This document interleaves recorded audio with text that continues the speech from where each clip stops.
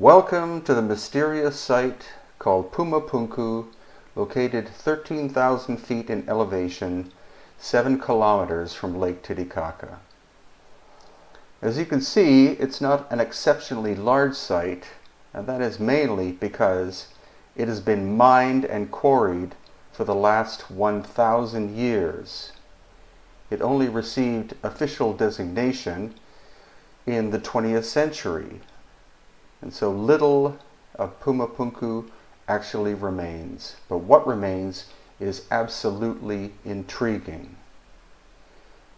The reason why I say this is that the technology used to cut these stones is unique to Pumapunku, not only in Bolivia, but in fact the world.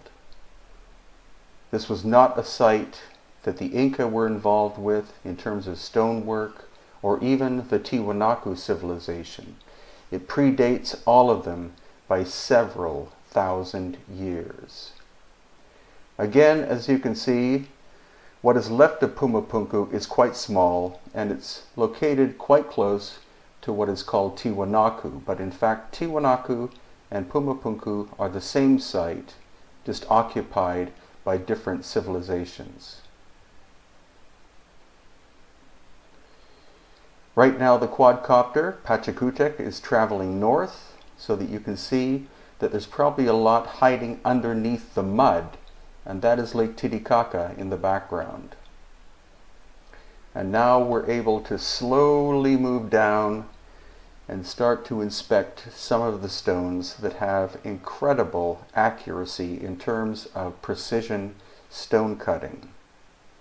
The local museum and many archaeologists will have you believe that this work was done by the Tiwanaku culture somewhere between 100 and 900 AD, but they were a Bronze Age culture, and the stone here is very hard. There's no way that bronze tools could have done this work. The stone involved seems to be of two types. One is red sandstone, the quarry being located about 10 kilometers away from the site, and the other is the gray andesite from Copacabana, which is 70 kilometers away. The first question, of course, is how was this stone quarried and moved such great distances when it's above the tree line? No wooden rollers could have been involved. So how was the transportation done? Again, it's the uniqueness of the technology that seems to have been used. High precision, incredibly flat surfaces, but the problem is that Tiwanaku and Pumapunku are in complete ruin. As you can see, some of these monstrous slabs, some of them appear to be in their original place, but others seem to have been moved to where they are now.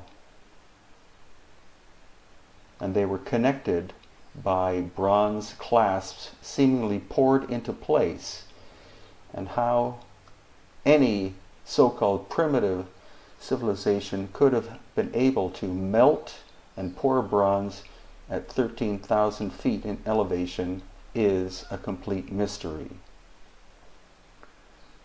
Pachacutec is now approaching part of the excavation. As you can see, they've only dug down approximately 1 meter, and they found precision stone buried under that mud.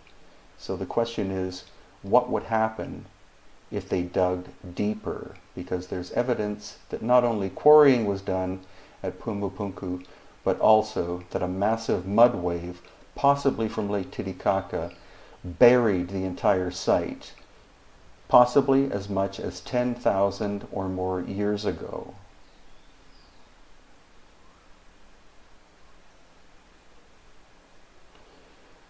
Again, most of these upright stones you see are not in their original place.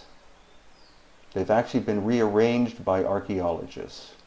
And here we see the overview of some of the massive foundation stones, some again in their original place and others seemingly moved there.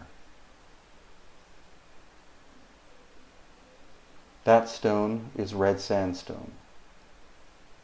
You can see some are still buried. That one on the left. That is andesite. And as we go up, we get another view of the foundation blocks. And now we're going to focus on what are called the H blocks. There are only 8 of them left, and no one knows how many there could have been. More than 8, possibly hundreds, that is completely unknown because the site is in a state of devastation.